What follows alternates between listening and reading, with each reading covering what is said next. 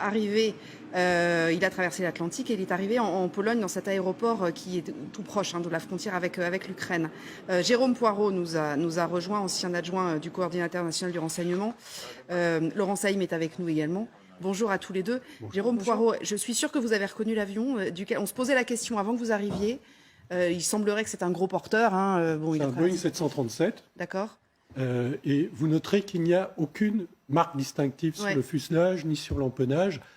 Si c'était un avion classique de l'US Air Force, il y aurait toutes les marques qui sont sur ce type d'avion. Et on ne note pas d'immatriculation non plus à l'arrière. Les avions américains ont comme première lettre d'immatriculation un N. Donc il n'est pas impossible que ce soit un avion de la flotte de la CIA, parce que les services de renseignement américains, français aussi, la DGSE, a des avions et des hélicoptères dont certains n'ont aucune marque. Ça permet à la fois une totale discrétion, mais on les remarque aussi parfois parce qu'ils sont effectivement différents. C'est pas normal.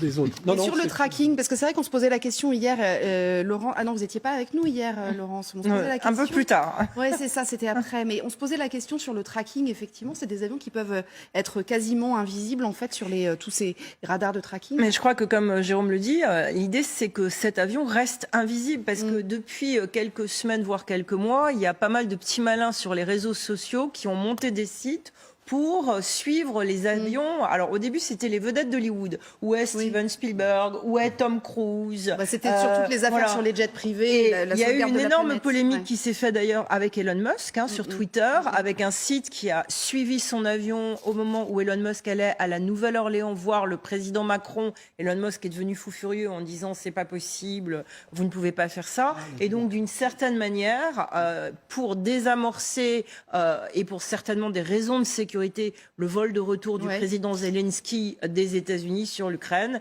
eh bien, ce n'était pas l'avion de l'aller qui était un avion aux couleurs du gouvernement américain qui l'a ramené, mais comme Jérôme le disait, un avion sans identification possible. On peut imaginer ce qui se passe, Jérôme, qui y a dans cet avion. Est-ce qu'il est accompagné par des chasseurs? Comment se déroule le vol? Oui, les risques qu'il court en revenant de Washington et en allant jusqu'en Pologne sont à peu près nuls.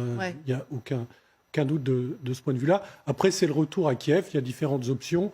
Effectivement, il est très probable qu'il soit accompagné par des chasseurs polonais jusqu'à la frontière avec l'Ukraine. Et ensuite, moi, je crois que l'idée du Kremlin d'exécuter Vladimir Zelensky, je pense qu'ils y ont renoncé, que ce serait, même s'ils prenaient un avion jusqu'à Kiev, difficile.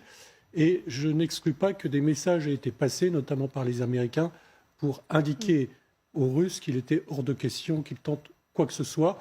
C'est le type de message classique qui peut être posé. Donc ça n'exclut pas toutes sortes de mesures de sécurité. On le voit avec cet avion. Parce qu'il peut y avoir aussi des dérapages, il peut y avoir des initiatives personnelles. Il peut y avoir effectivement, avec des missiles air-sol à longue portée, des forces russes en Ukraine, un tir malheureux. On l'a vu en 2014 quand un avion de la Malaysian Airlines a été abattu. C'était par des Russes qui étaient en Ukraine. Sur la communication potentielle entre Américains et Russes, on s'était posé la question quand il était sur le front à Bakhmout, c'était mardi, où on avait relevé qu'assez curieusement, les bruits de bombes s'étaient arrêtés pendant tout le temps de sa visite, alors que nos reporters nous disaient ça tombe toutes les minutes. Donc c'est vrai qu'on s'était posé la question à ce moment-là. Il y a quelque chose qui m'a beaucoup étonnée, c'est que hier dans le bureau ovale, quand vous voyez très précisément la liste de tous les gens qui sont autour du président Biden et du président Zelensky, il y a une personne qui manque, qui est pourtant extrêmement impliqué dans l'Ukraine, c'est le directeur de la CIA, William Burns. Tout le monde est là, sauf William Burns. Et ça veut dire quoi? Ça veut dire c'est très bizarre. Où est William Burns en ce moment? Est-ce qu'il est resté à l'Anglais, qui est le QG de la CIA, pour éventuellement parler peut-être, comme il l'a fait aux Russes, sur le retour de Zelensky? En tout cas, il n'était pas dans le bureau ovale. Et c'est quelque chose qui a particulièrement frappé les gens qui suivent ce dossier. Tout le monde est là. Le ministre de la Justice, la fille en charge de l'humanitaire, la conseillère à l'Europe, Jack Sullivan, évidemment, dont on parle tout le temps, le chef de l'état-major de l'armée. Il manque qu'une seule personne, William Burns. Alors, c'est sans doute la CIA, peut-être, en tout cas, qui a organisé tout cela avec les Polonais, évidemment. Maintenant, je voudrais qu'on en vienne à la rencontre avec le président Duda. Il aurait pu juste faire escale en Pologne, se faire raccompagner jusqu'à la frontière et puis ensuite les Polonais on verra le train ou autre chose. extrêmement impliqués dans cette affaire, depuis le début d'ailleurs.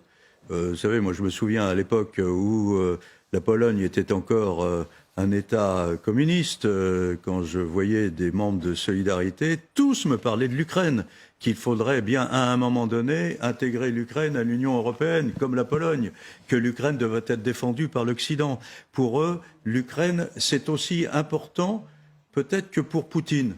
C'est paradoxal ce que je suis en train de dire, peut-être. Pas pour les mêmes raisons. Mais pas du tout pour les mêmes raisons. Poutine, parce qu'il estime que ce territoire est crucial pour servir de tampon avec l'Occident, et les Polonais, parce qu'ils considèrent qu'il est crucial que l'Ukraine soit dans le monde occidental, comme eux, comme les Baltes, comme les Tchèques, comme les Slovaques. Voilà. Et évidemment, les Polonais sont... et en plus, les Américains n'ont aucune raison de se méfier des Polonais qui, depuis qu'ils se sont libérés de la tutelle soviétique, ne font que aller vers les Américains pour leur dire « mais c'est vous qui pouvez nous défendre. Les Français, les Anglais, on a connu. On sait ce qu'ils sont capables de faire. Donc vous êtes venus défendre les Européens contre les nazis, donc on sait que vous nous défendrez. » Alors,